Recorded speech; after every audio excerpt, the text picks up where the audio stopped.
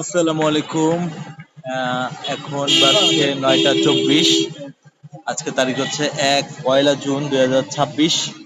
তো এখন এই বিকাল পর্যন্ত অনেক কষ্ট করে, আসলে সারাদিন ট্রিপ ছিল খুব কম, তবে অনেক কষ্ট করে আজকে 15টা ট্রিপ এই পর্যন্ত কমপ্লিট করলাম।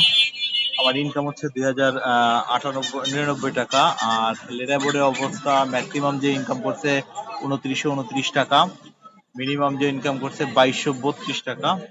আর আমার ড্যাশবোর্ডের অবস্থা, ট্রিপ কমপ্লিট 15টা, 100% 5 star rating, 100% completion rate, digital credit আছে 548 টাকা, আর অ্যাপেল রেটিং 4.98।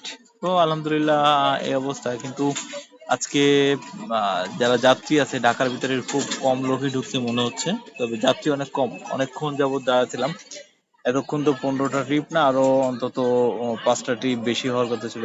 যেরকম রেড জোন আছে তাতে মিনিমাম 20টা ট্রিপ হওয়ার কথা ছিল, কিন্তু রেড জোন অনুযায়ী এমন এমন জায়গা আছে, রেড জোনের ভিতরে বইসা আছি, বাট কোনো ট্রিপ নেই। অন্তত 1-2 কিলোমিটার 5 কিলোমিটার চালায় যাইতেছি, কোনো ট্রিপ নেই। তো সেই অনুযায়ী আরো ট্রিপ হওয়ার কথা ছিল, তবুও কোনো ট্রিপ নাই।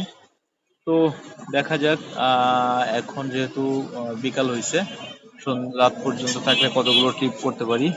ধন্যবাদ সবাইকে। আসসালামু আলাইকুম।